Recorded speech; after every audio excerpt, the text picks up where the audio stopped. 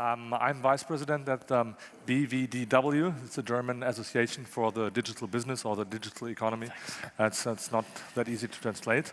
And we accompany and support the digital transition in the good old industries in Germany that go through the digital transformation.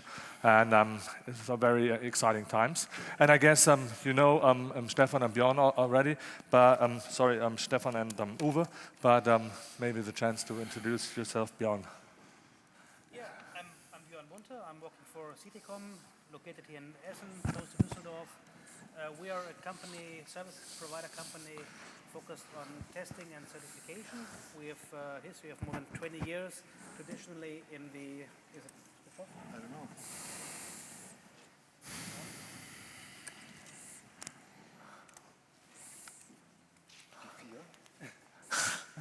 Can you hear me anyhow?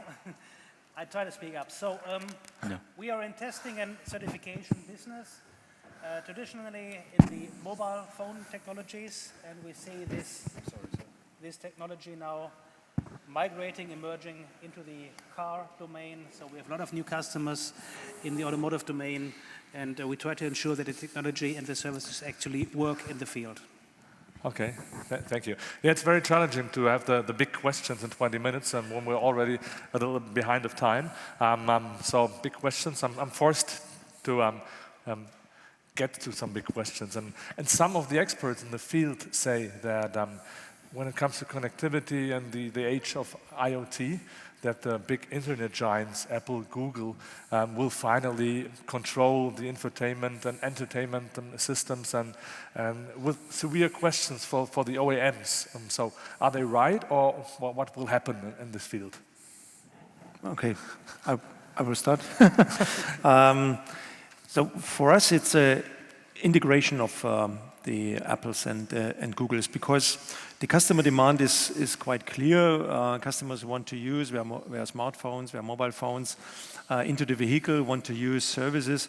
And for us, of course, it's not a new thing. We provide interfaces to applications or to mobile phones since years. And of course now Apple came up with Apple CarPlay, Google come with Google Automotive, and what we are doing, we enhance our current interfaces to provide that connectivity to Apple and Google. Of course, it's necessary because our customer wants to have it. In the future, so from my point of view, it will be a co-opetition. Of course, it will be an integration on one hand side, but on the other hand side, we will also strengthen our power in terms of human-machine interfaces, in terms of software development, because we are doing that already, from my point of view, very successful for our cars, and we know exactly what are the requirements in the automotive industry and how to fulfill these requirements in terms of HMI and interfaces to our customers. Okay, from my point of view, there's no black and white answer to this question. It's more in the gray area. I typically differentiate between the applications you're focusing on. So when we talk about CarPlay or Android Auto, we primarily talk about entertainment features. We do not talk about safety relevant features. When you talk about the autonomous driving car, I mean, Google is in this domain as well, but compare the Google car with a BMW. It's a totally different approach, totally different proposition. So in terms of entertainment, yes, the Googles and Apples, they're at the forefront. They have the App Store, they have the direct access to the customers, to the consumers using their smartphone, and they want to use the smartphone, the same features in the car while driving or in the rear seat as well. Whereas when you talk about safety critical applications, I don't believe that a Google and Apple is in the forefront, in a good position so far. They have different criteria in terms of quality. If a service on their smartphone doesn't work, so what? If a safety critical feature in the car doesn't work, I would seriously care about this. So it's a gray and not black and white answer to this. Okay, so you can't live with them or without them. It's something in between. But the question already came from the audience, and you said it in your presentation as well, that the car will become one of the most mobile data collectors. And we have the question, who owns the data, BMW or other OEMs or the owner? And now there's Google, Apple, and maybe others. And they want to own the data for their new business models as well. So where do you separate who owns which kind of data? Is that already clear, or is it somehow foggy so far? I think, das ist, glaube ich, auch, nee, it's on. I think it's important to differ. We as Tesla, we use the data of telemetry to develop the car, and this is fully supported by our customers. We don't use data where they were, when, and why. This is not what's our dealer, what's our interest. And I share the very important opinion that the connectivity of driving assistance and the driving relevant components of the car needs to be saved, and that you have to differ between driving necessary and entertainment functionality and entertainment connectivity. The Tesla in particularly is a smartphone.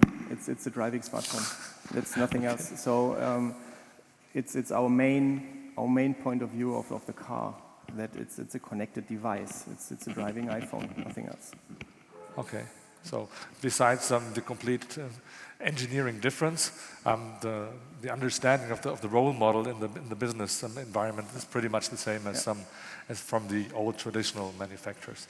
Another big trend that we see, especially when it comes to young people, is that they don't want to own a car anymore, especially in the urban cities. They just want access. And they don't want just access to a car, but to a mobility device.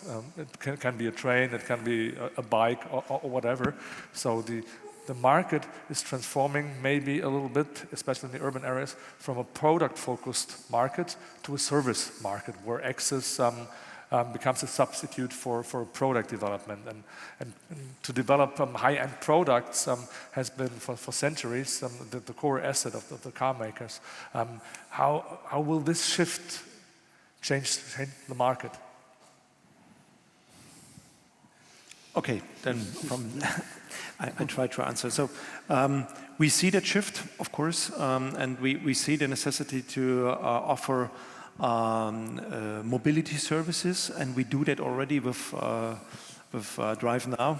I mentioned that in my presentation, and we do that very successful. It's one of the biggest, maybe the biggest car sharing offer worldwide, with a lot of customers, and we see really a tremendous demand for these services. We as BMW not only want to be in front of the digitization for our plants, we will also be in front of the digitization of new services. And therefore, with Connected Drive and with our mobility services like Park Now, Drive Now, we go already in that direction, because we see that shift. It will not be a shift from now on tomorrow, will take time, but it will be a shift over the next 1 or 2 people generations. Okay, now are you already speaking with other companies to make corporations like Deutsche Bahn or whatever, because people demand something that they get the optimal device when they are traveling from A to B? Good point. As you saw, that intermodal routing, what we offer with the BMW i3 is such an example. Okay. So we integrate public transport information, service information about what is, maybe if there is a traffic jam or if the battery charge is low or whatever, then the customer can go via can see via the navigation system or via the mobile phone application what could be the next transportation media. Could it be an urban train, a subway, or whatever? Okay. Yes, at this point, at the development of Tesla, this is not that important for us. We witness that especially young people love the Model S because it's fully connected, because it has the same capabilities as their smartphone. So we have the situation that often young guys bring their dad and show them what's their next car. Joke. But with car sharing and new developments in the sharing community, Uber wants to buy and wants to set up a fleet of Teslas in the future, but this is too early to go into details at this point. Yeah, we need a cheaper car for that. Just one comment to the car sharing. We introduced also now the BMW i3 and Active E electric vehicles, BMW Active E electric vehicles into the car sharing fleet, and it's absolutely successful. People use these electric vehicles in the same way like they do it with the vehicles with the combustion engine.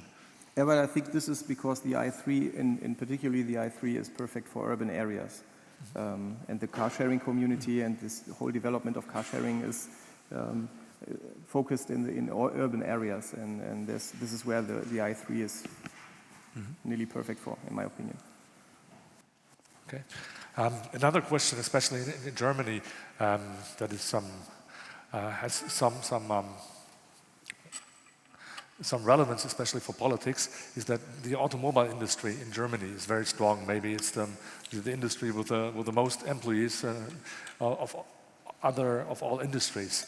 And what's your opinion? Is the German car industry ahead of the development, or are they behind in this transition when you compare it with the French or Japanese industry?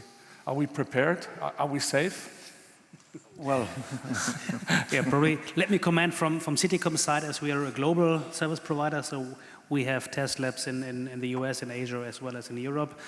We have also automotive customers in all segments, and I can clearly state that the German customers are at the forefront in terms of thinking, in terms of security and safety of their connectivity services. So my opinion here, my observation is that yes, Germany is at the forefront, the German automakers and the tier 1 and tier 2 suppliers are. Well, one comment from my side. So in the last years and also in the future, we will invest a lot of money. We talk about billions of euros into our plants, and especially also in the German plants. That means the digitization and also the Internet of Things is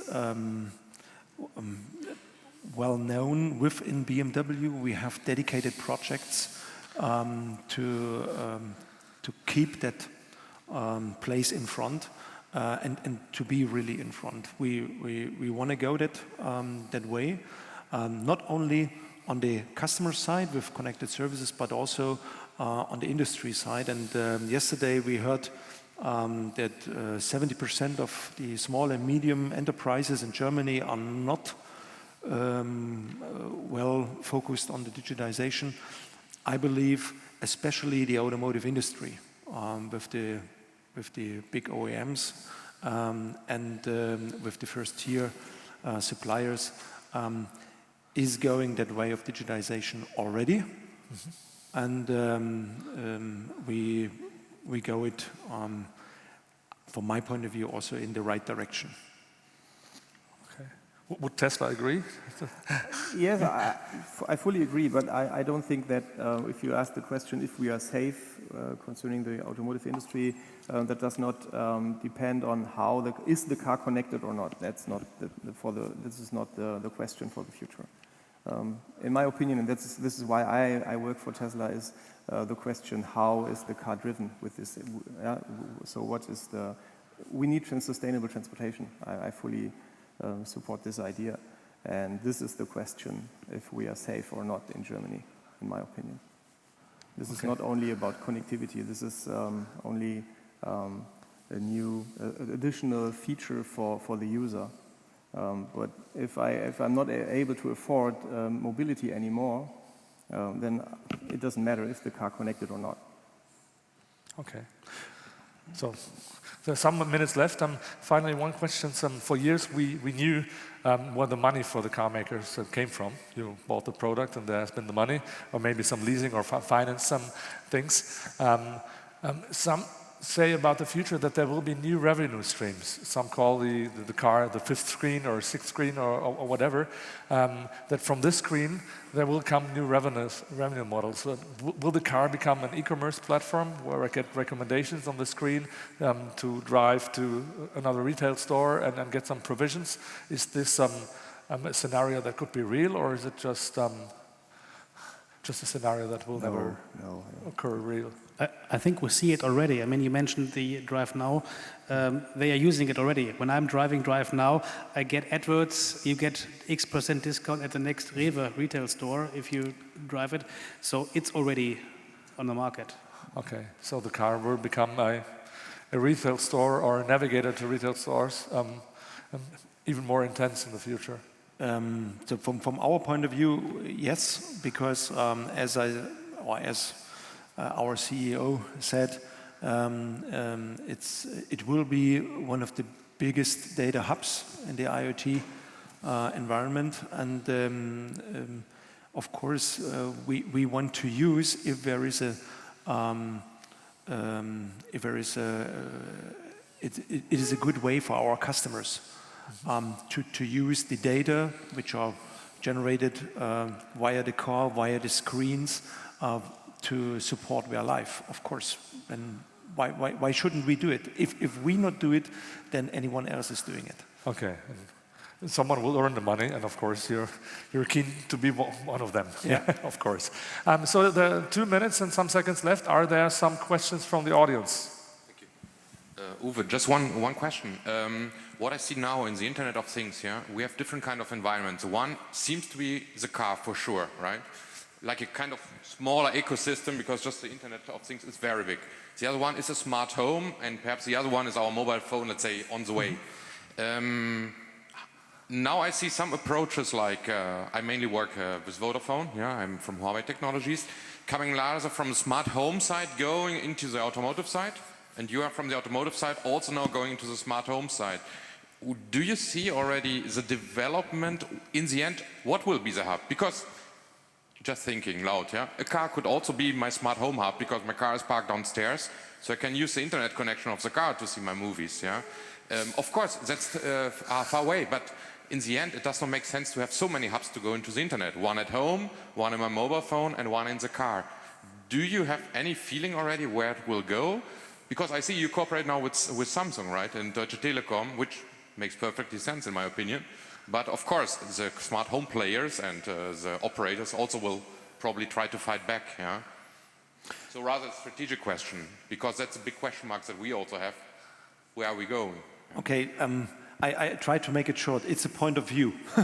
Our point of view is, of course, the car. The point of view of a smart home supplier or a smart home provider is, of course, that the smart home is maybe the big data hub. At the end of the day, from my personal point of view, not the whole BMW meaning here, is that the customer decides where will be the data hub, where will be the data store of these data that will be generated in the future from the smart home, from the smart car, from the smartphone, from the smart anything, I don't know what. And then the customer decides, okay, what will be the possibility of these data and how to use these data in connection with dedicated service providers.